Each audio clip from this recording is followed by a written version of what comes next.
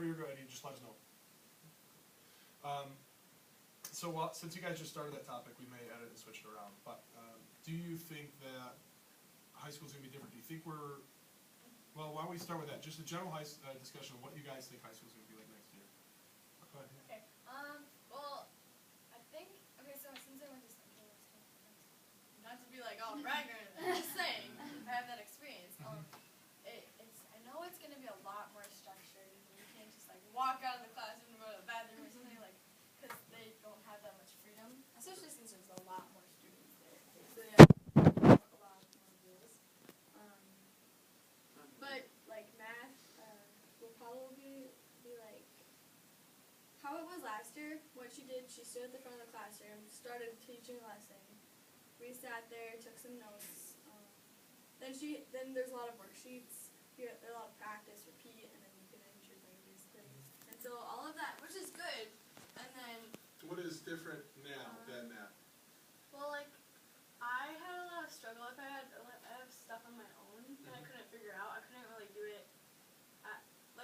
There's like a lot of struggles for me because I couldn't ask my mom and dad because they had no idea how to do math. And so it's just like I couldn't do anything on the computer. I tried looking stuff up. It wouldn't really help all the time. And so it was just harder because you just had like a worksheet and that's it, and you don't have a lot of it. So how has having your computer, I guess, helped? Because I can do it on my own time, and I can figure out where I can go back to a lesson that I forgot or something. I can review a lot more. One thing about high school that's going to be different, I'm thinking, is that with us we can do it like so many different ways. But in high school it's going to be more broadened lessons to like accommodate everyone. And it's kind of, if you're not learning this way, you just won't be in with the group, something like that. So it's going to be a lot more lecture and stuff. And here it's easy or not easy, but easier to learn about stuff. Even if stuff is difficult, Mr. Abel shows us different ways to do stuff. Like it's not like one way or the highway.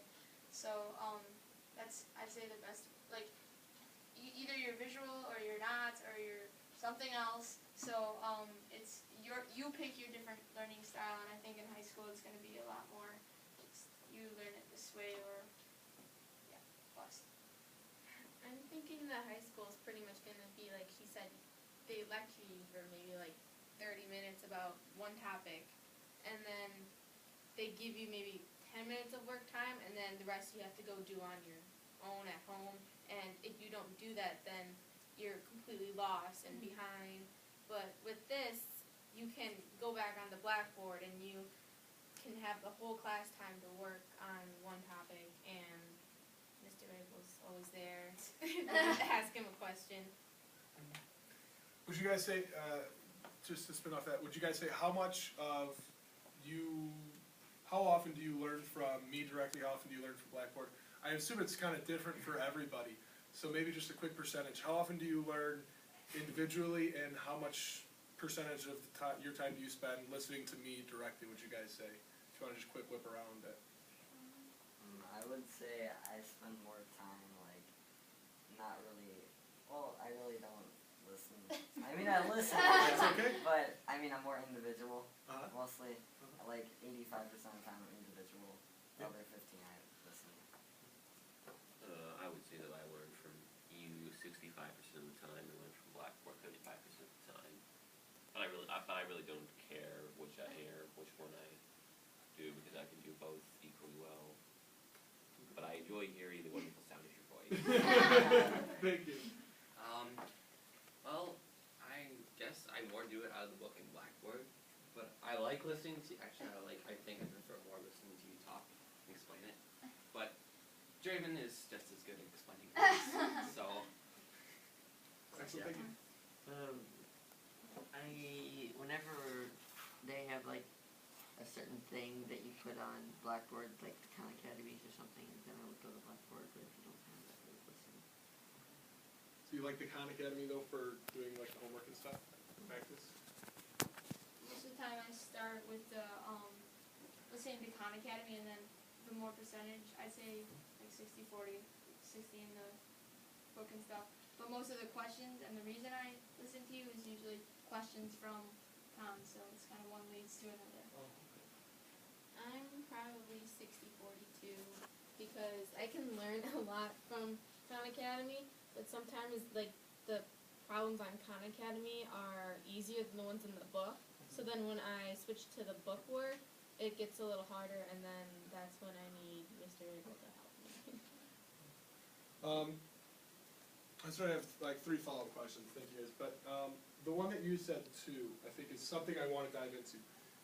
You said Draven is pretty good at explaining it too. How often do you guys work with friends? Does working with friends help, or does it A hurt? lot. Well, If I didn't have Draven, I'd probably totally lost. Really? Well, Yeah, I mean, in the beginning of the year, I was kind of struggling with math, and then I actually started discussing it with Draven a lot more, and then I brought my grade up to a lot higher. it's easier, like, sometimes, like, even though you might, like, get mad at someone for explaining something, like, if I ask Mari a question, I'm like, no, I don't understand it. But the thing is, if you ask 3 people, if I ask Mari, Manny, and Zach, I get 3 different perspectives or kind of little methods. Everyone kind of has their own thing. So you get 3 different, or how many people you ever ask, and you're bound to get one of those, like, have the aha moment with one of those. So, like, it's just seeing those different perspectives of how other people are looking at it. And they might, you probably all get to the same answer, but, like, one way you might, like I said, you might get mad at someone, but you're bound to hit something that will work. I don't like working with other people when it's like a list of problems that you have to solve. It's kind of stupid when it's like you pretty much end up doing it yourself. But if it's a group thing like the project we did today in geometry, that's a lot of fun doing. Sure. You like doing that stuff? Yeah. Well, I'll make a note of that personally. What about you? I know you said you were a little bit more independent. How does working in the environment that you are in right now play into how you learn independently? Well, basically, in the environment I'm independent. Like, say, sometimes I ask for your help when I'm, like, stuck on a problem or something. But it's just easier for me to, like, go on Khan Academy, look at the videos, just figure it all out by myself, because I really don't have anybody, like, besides me, sometimes if I can, but barely. Yeah, I just find myself most. he's pretty good too. Do you find that if you were working with friends, do they slow you down, or is it okay to work with? Or Well, it basically, like, it depends, like, say I'm, like, in history, sometimes my friends just talk, but math, like, say Dan's helping me with a problem, that would, like, advance me faster than just sitting there all by myself. Would you, like, do you think it would be, just metaphorically, do you think it would be helpful to work with, like, in the algebra class, even though we're ahead of you, or do you think we would probably confuse the heck out of you? It might be helpful, maybe, because then I'd have other people that are already there that can help me progress. Are there any other kids like, in Math 8, or just you that's doing this? Well, maybe as big as that. Oh, So, you know, like, Someone. a little someone to bounce off of.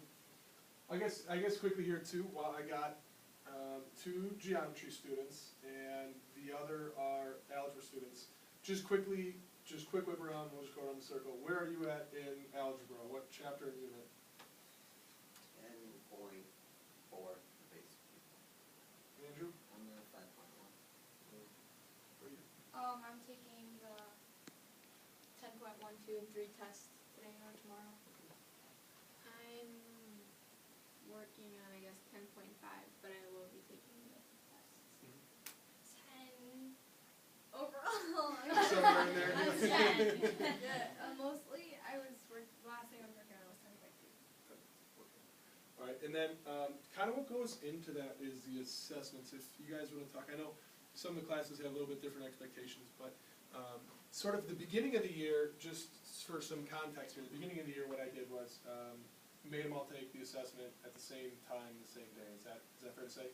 And then by the end of the year, you started taking the assessments whenever you wanted to, and when it was by your volunteering. And I know in geometry sometimes that didn't always work out, but you were always offered some sort of retakes or something. But how that shift from having to be forced to be ready by a certain date to being ready when you want to, do you think that helps you? Do you think it motivates you? Do you think it makes it less motivating because I can take this whenever I want to? Why don't you guys talk about that dynamic and that switch